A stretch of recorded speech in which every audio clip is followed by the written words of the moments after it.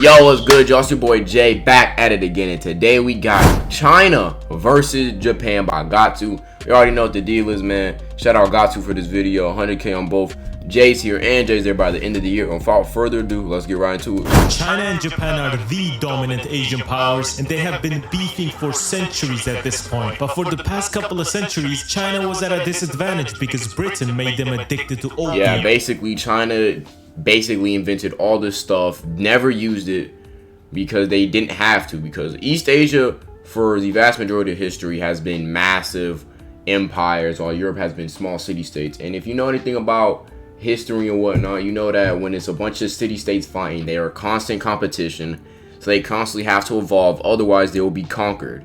So when these Europeans in these hyper-competitive fields went to China, which was largely stagnant, they outclassed China in basically every metric, and then the British were able to exploit the Chinese trade system, give opium to the people, make the Chinese populace addicted, because life was very hard in China at the time. France, Britain, Germany, Russia all set up spheres of influence in China, exploit the Chinese. The Ming Dynasty collapsed, the Chinese Republic tried to form, but then it collapsed into warlord states. Japan tried to conquer China, but that didn't really work, and China lost a bunch of people in this time. And this is all within the century of humiliation, which China is strongly influenced by in its current geopolitical status. Like, they very much model their moves after this century. And basically destroyed them along with other European powers during the Chinese century of humiliation. And Japan got the sun dropped on them twice. Both of them have gotten cooked, but Japan has gone from producing the world's most brutal soldiers to making Nintendo and Naruto. That's a very, very good glow up. And China went from a rural, broke dictatorship to being ruled by the man with the most aura since Stalin and becoming the factory of the world. Yeah, I ain't gonna lie, these niggas. Yeah, this dude, these niggas, I know China's having a lot of demographic and social issues, but they really did make China America's biggest rival. Like, they have a much bigger manufacturing base than America, and they have an older population in America, but they have 4 times America's population.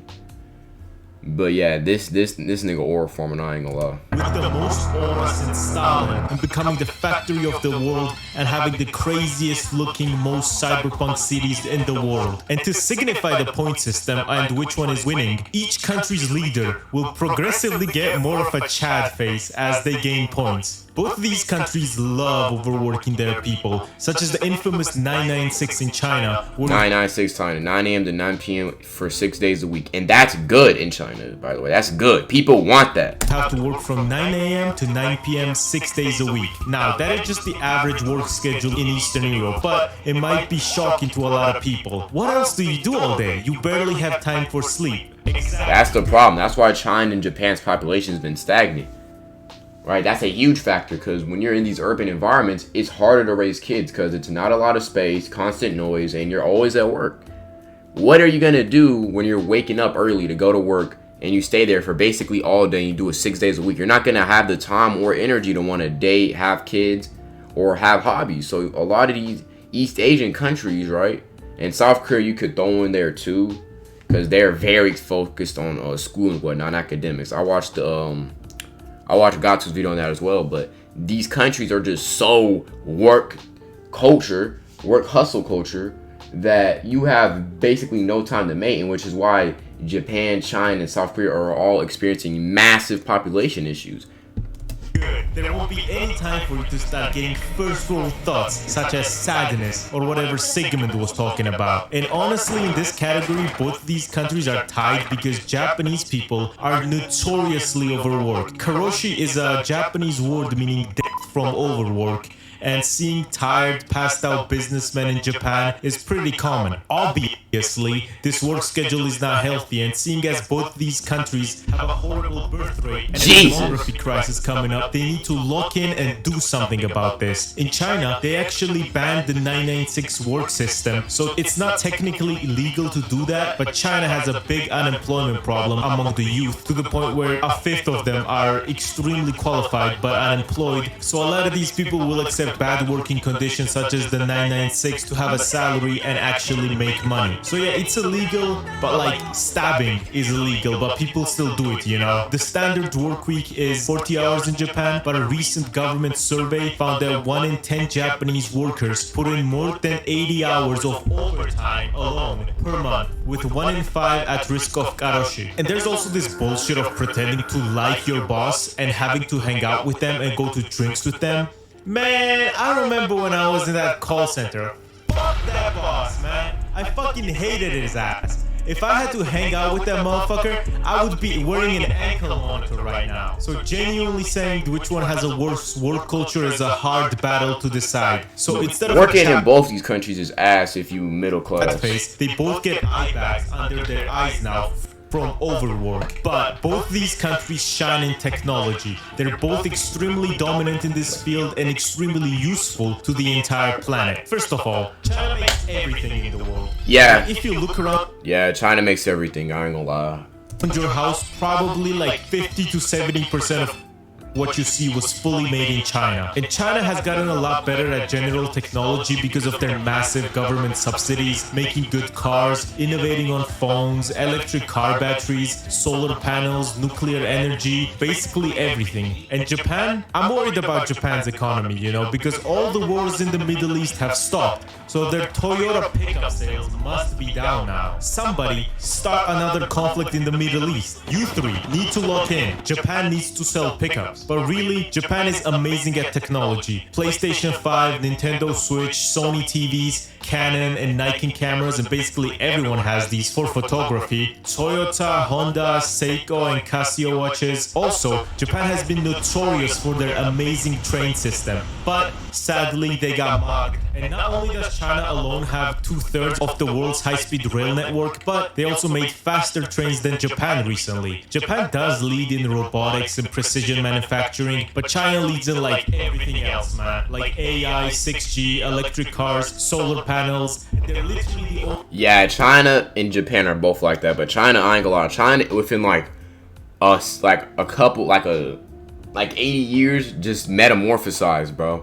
reason why solar panels are cheap now. And also, if everything made in China suddenly disappeared, most of the shit in your house would disappear. And it would look like the True Detective house without the mattress. So while Japan put up a very good fight with amazing technologies, China does win this one. But who needs mass scale technology when you got the vibes, man? Japan is notorious for having the best vibes ever and just general aesthetic stuff. That's why there are weeaboos and not China-boos. China would have a very good chance at scoring points here, but Mao decided, I'm destroying the culture and I'm killing pigeons. Fuck you. Japan just looks like the best place ever, man. I'm actually gonna apply for a visa to go there. It looks amazing. And I haven't even watched anime in a while. Okay, like Tokyo is the coolest city ever. We all know this, but there are so many other gems in Japan as well, such as Okinawa. Yeah, them downtown areas look so just cozy, I ain't gonna lie, bro. But we all know this, but there are so many other gems in Yeah, this is, it's like, you can just feel the culture coming out of here, bro. Like, just work, you know what I'm saying? You got the little side view, you know, you got the little, you know, you get some food right quick. That's hard, bro, that's hard. This is literally just a tropical island. And just so many absolutely gorgeous little towns that has everyone soy facing. China is also beautiful, but the real deciding factor is, would you rather travel to a Chinese village or a Japanese village? See, the Phoenix Ancient City in China is a cool place. It's basically like the Kung Fu Panda as a town, and it looks very nice, but come on, man, Japan, bro? Also, if we're counting Hong Kong, because they're not mainland China, Hong Kong is fucking amazing. It's beautiful, amazing public transport too, and someone told me that Tokyo is even better than Hong Kong. I don't know if this is possible. Japanese embassy in Tbilisi, get in contact with me and give me a visa so I can see if it's truly better. I mean, Japan and China both have some of the best public railroad networks in the world, especially compared to the United States. God damn, but I'd probably give the edge here to Japan. Most likely, I'm giving it to Japan. Kind of fucks up its vibes. It's just some shit, right? You own cats, right? Yes. And there are cats here too. But they're not cats, they're teenage girls. Wow. So it's a bit of dating mode, but I guarantee. Yeah, Japan. The problem with Japan is that it's a lot of weird niggas, bro. It's a lot of y'all anime watchers being weirdos, bro. Like, y'all think Japan is just, you know, kawaii desu. Oh, that hurt to say, but it's like, a lot of y'all are brainwashed to think that all Japan is like that when it's not the case, bro. I ain't gonna lie. All this controversy if he had sakura trees in his backyard instead of beds on the basketball court.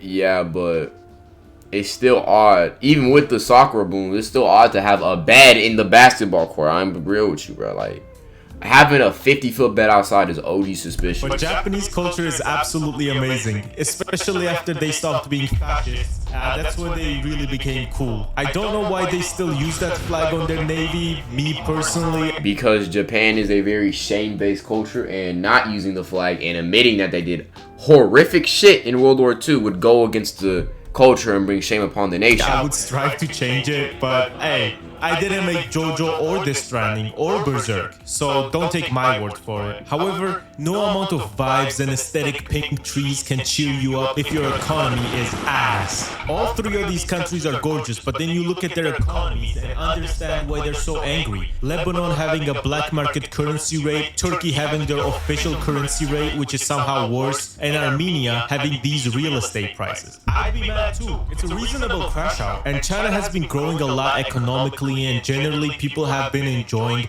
a higher quality of life. It is also probably gonna become the biggest economy on the planet, but they have 1.4 billion people, which means their GDP per capita is less than $13,000, which means it's lower than Mexico, Kazakhstan, Chile, and Bulgaria, because people living in the big cities make 5 to 10 times as much money as people living in the rural areas. Of course, most places have this income gap, but usually not as much as China, such as Japan, which does also have an income gap between big cities and rural areas, but nowhere near as much. And people in Japan generally enjoy a much higher quality of life with nearly triple the GDP per capita. But the thing is, Japan's economy has been stagnant since 1991. So stagnant in fact that it's referred to as Japan's lost decades. For example, in 1993, Japan's economy was 4.5 trillion, and this year it's 4.39 trillion. Dang, so they lost a lot of money.